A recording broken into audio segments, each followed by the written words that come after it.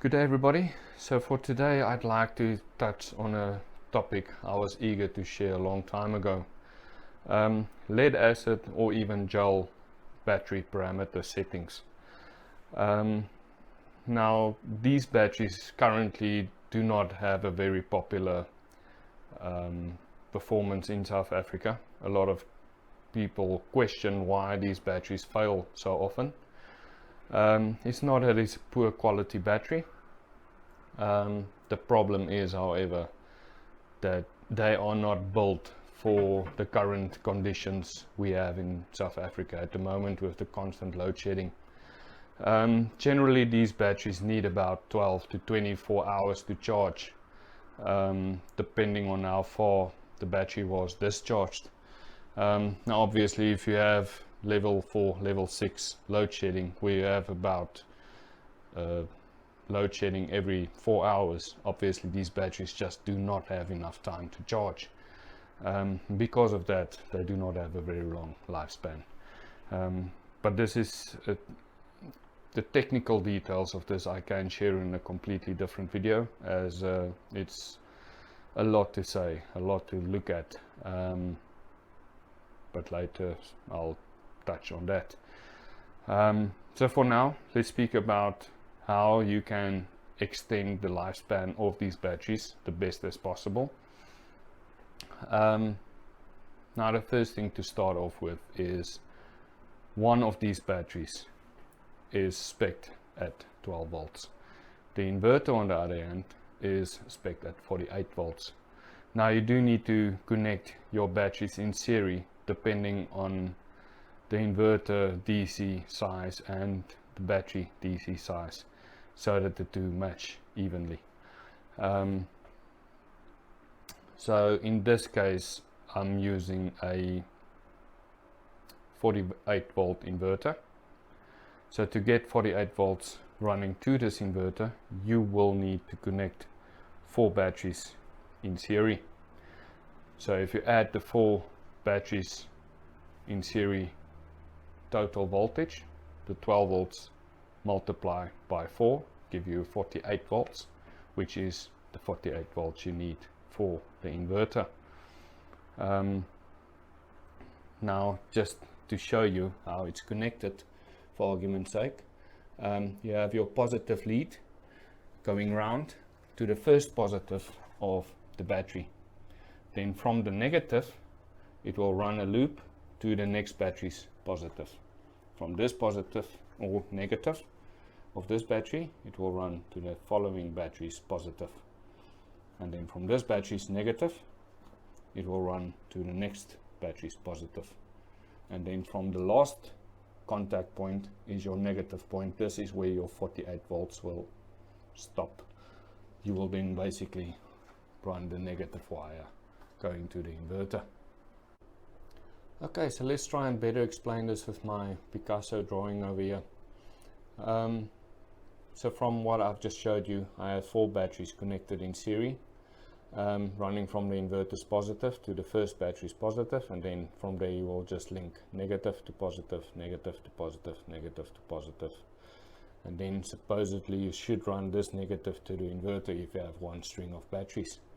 In this case I want to add an additional 4 batteries, getting a total of 8 batteries.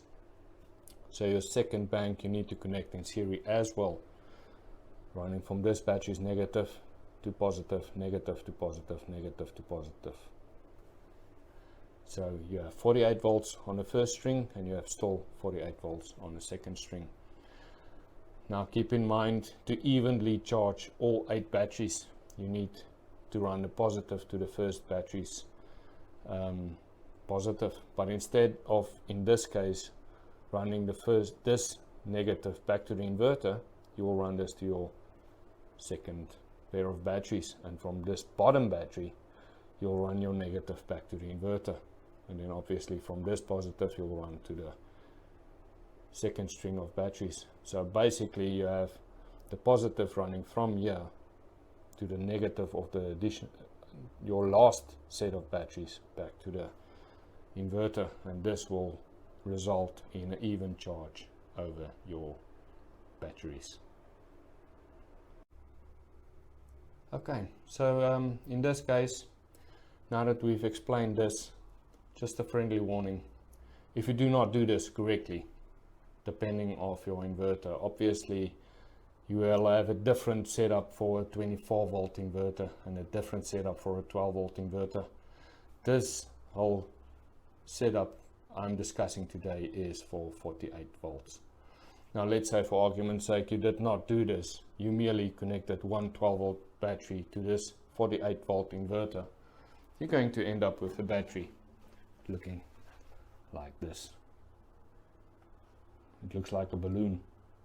Now I'm sorry, Mr. or Mrs. Customer, this will not be covered under warranty.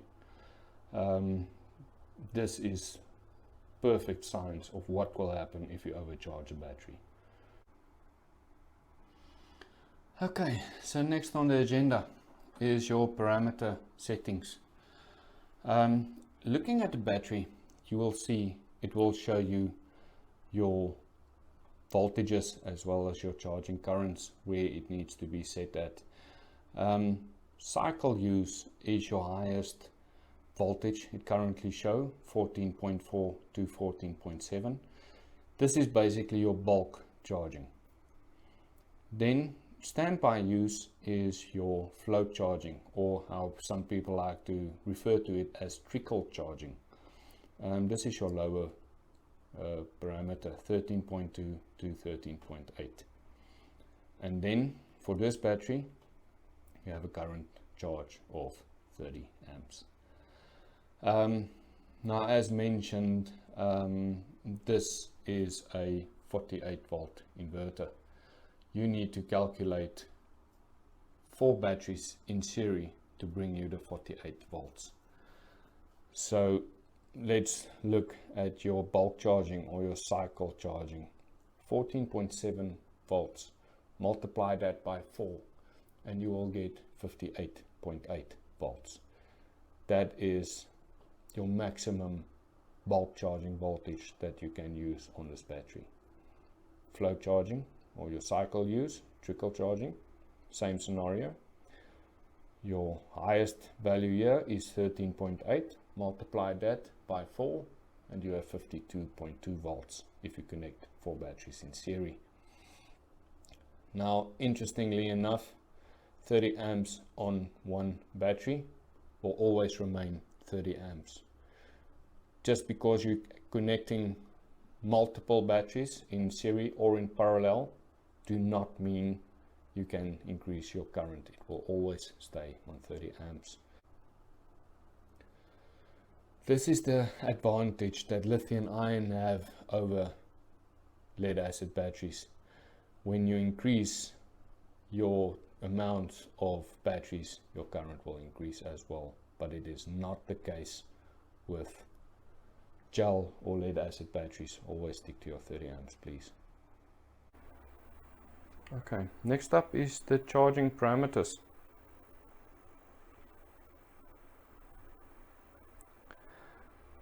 Press enter long till it changes to ESC00. Then you can press the down button till you get to number 5, which is currently set to AGN, which is your default battery type for this inverter. AGN is basically your lead acid or even gel battery settings for majority of the batteries. You can leave it on this setting, it should be fine. However, I personally do like to use the correct settings for the batteries you connect to the inverter, and in this case it will be the settings we discussed for this battery I have here. So to change that, go to your battery type LCD setting number 5, press enter, and you will change this to USE. Press enter. Okay, so next setting to set is LCD menu number 2. Long press enter button, go down to number 2. Number 2 is currently on 10 amps. Now number 2 is your max solar charging current. This means that it will use combined utility as well as solar to charge the batteries. Generally, you will set this to your maximum charging current you can set. Now, coming back to the battery we've discussed here, remember I told you the max charging you can use for this battery is 30 amps. You cannot go over that. Stick to 30 amps.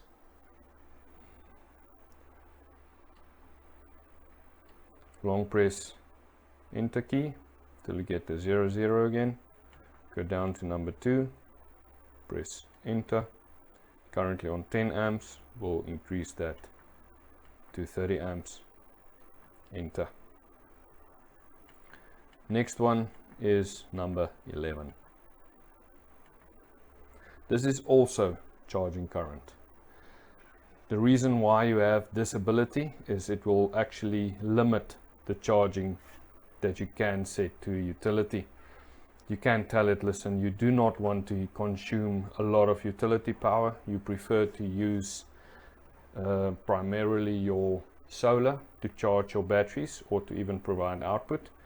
So you will actually limit this inverter to use a certain amount of utility. So this, obviously, you can go as low as 2 amps. Note there will be a calculation that you need to make at home. Let's say, for argument's sake, you do not have solar. It's a windy, cloudy day, and your batteries is flat. Then obviously, if you limit this too much, there will not be sufficient power for you to run your home, so you will be without power.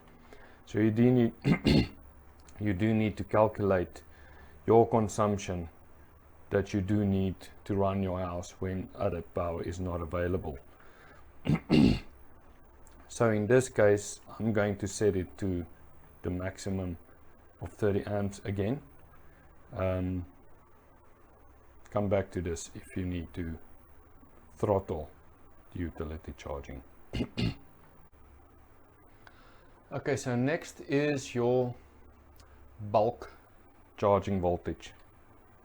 Long press enter button, go down to menu, LCD menu number 26.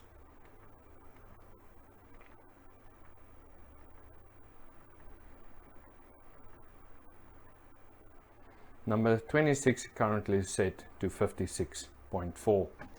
Now, coming back to your battery voltage again, cycle use, as I've mentioned before, is also your bulk charging.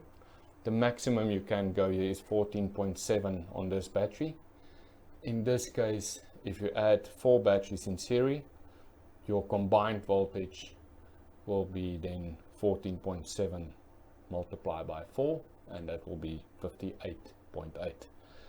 Now generally it will be better to charge it at a lower voltage, but considering the scenario that we currently have in South Africa, where we have a lot of load shedding, and the batteries do not have sufficient time to charge properly, I'm obligated to tell you to set this to the maximum possible voltage, so that one, you have a lot of power in the battery for your next power cut, and then obviously so it will charge a little bit quicker. It's not necessarily the best, but it will basically provide you backup time. If you would prefer to have a longer lifespan out of the battery, then rather use the lower voltage of 14.4. Okay, so again, I'm going to set it at its maximum voltage, 14.7 multiplied by 4 batteries in series, that is 58.8.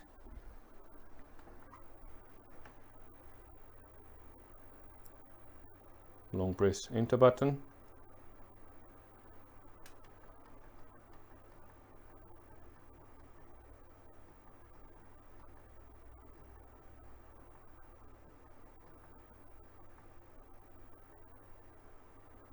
currently on 56.4. Press enter, and we will increase this voltage to 58.8.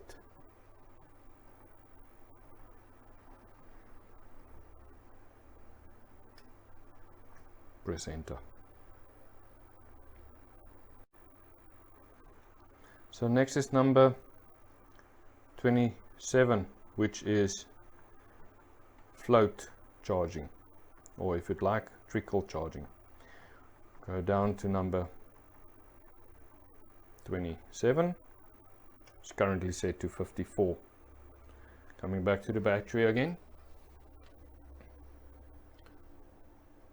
Again, as I've mentioned before, standby use is your float charging or your trickle charging. This company like to refer to this as standby use. Same as before, it's currently giving you the minimum and maximum voltage. Again, because of the scenario we are in South Africa with a lot of load shedding, I'm again obligated to tell you to rather use the higher voltage to charge this battery at fuller capacity to provide better backup time. However, if you want a better lifespan out of the battery, you can rather go for the lower voltage 13.2. So in this case, I'm going to set it to the highest possible voltage. Again, 13.8 multiplied by 4 batteries in series, that will bring you to 52.2 volts. Okay, so long press of the enter button to see your LCD menus. You can go down to number 27, so we can set the float charging. Press enter. It will go down to 52.2.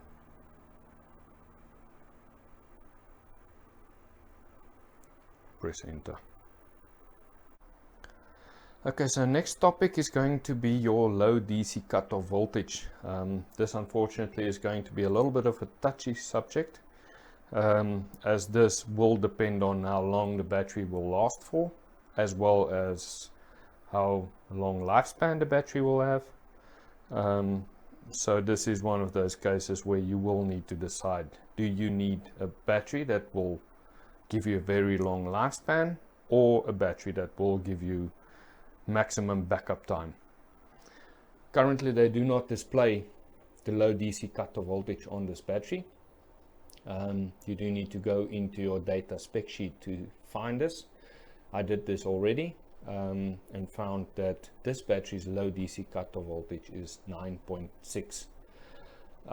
Now if you drain it that far, I can promise you, you will have a lifespan of about 200 cycles out of this battery, meaning if you have one discharge cycle, one load shedding per day, this battery is going to last you about 6 months.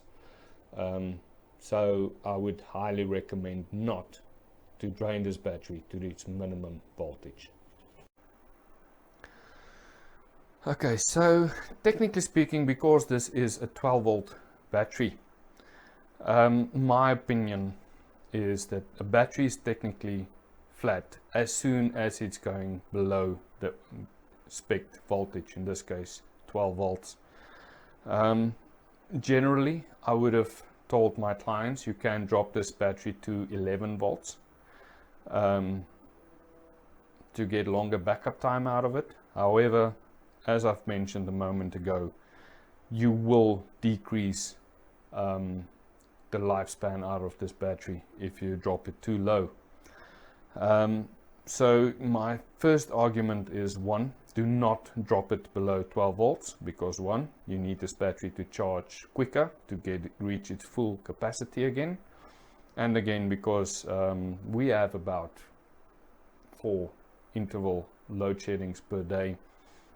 If you constantly slam this battery into its low DC cutoff voltage with every single power cut, you're going to damage the battery. Again, I promise you, you will be back with a faulty or defective battery within 4 to 6 months because the battery just do not last. So in my personal opinion, do not drop your low DC cutoff voltage below 12 volts. Okay, so to set the low DC cutoff voltage, press enter, long press. You'll see the LCD display pop up. Go down to number 29.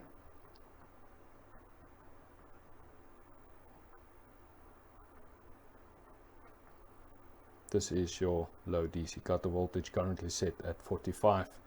Press enter and we will increase this as per my suggestion to 48 volts. Obviously you can go lower as I've just explained, but do keep in mind you will have a short lifespan out of the battery. Now keep in mind this is the low DC cutoff voltage we're going to set. Pressing enter, as soon as that's pressed you might see a warning 04 that will pop up as it did just now. The reason why this popped up is because the low DC cutoff voltage has now been changed to 48 volts. Now there's the inverter will calculate when it reaches the low DC cutoff voltage. So in this case, if you go through your display voltages, the battery is currently on 49.9 volts. Because it's within a 1 volt difference, 49 to your 48 volt, it will start warning you that this battery is reaching its low DC cutoff voltage. The battery needs to be charged. Okay, so setting up the equalization, long press of the enter button. For this you need to go down to setting number 33.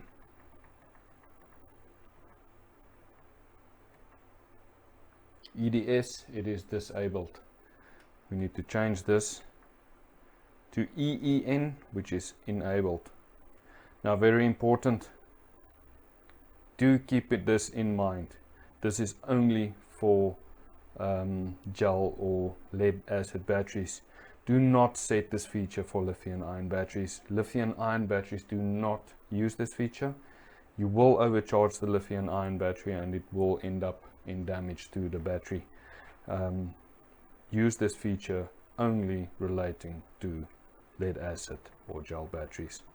As soon as you connect the lithium ion battery, make sure this setting has been disabled again. Number 33, we've enabled it. Next setting would be your voltages. So go down, setting number 34 is your equalization voltage. Now the voltage to use here is the same as your specified bulk voltage. So in this case your bulk voltage is, again as previously said, 14.7.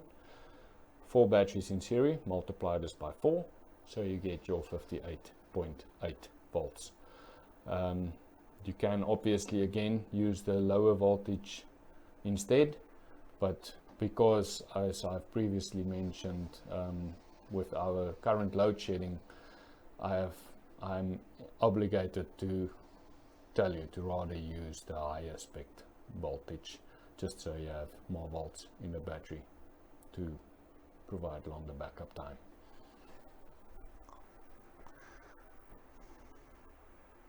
Long press of the enter button. Go down to number 34. Press enter.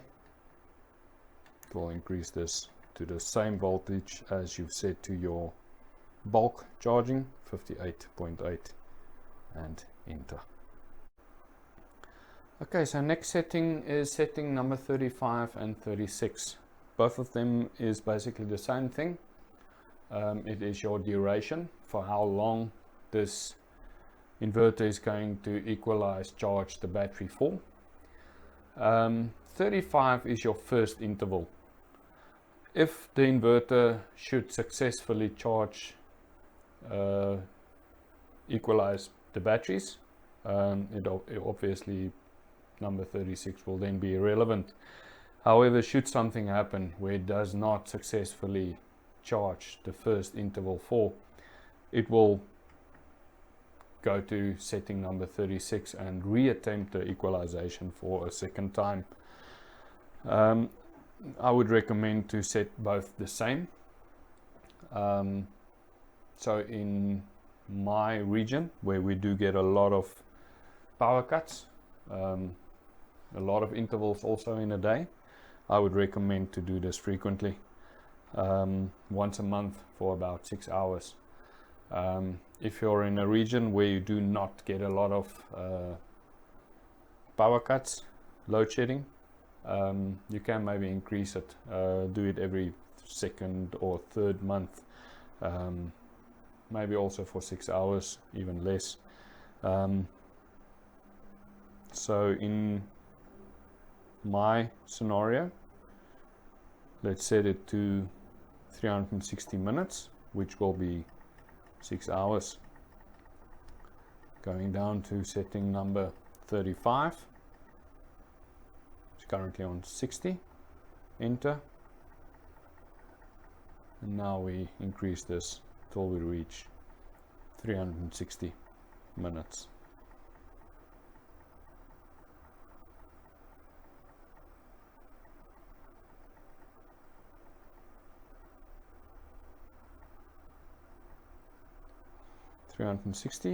Enter, and then your second interval 120. I'm going to increase this to 6 hours, meaning 360 minutes as well.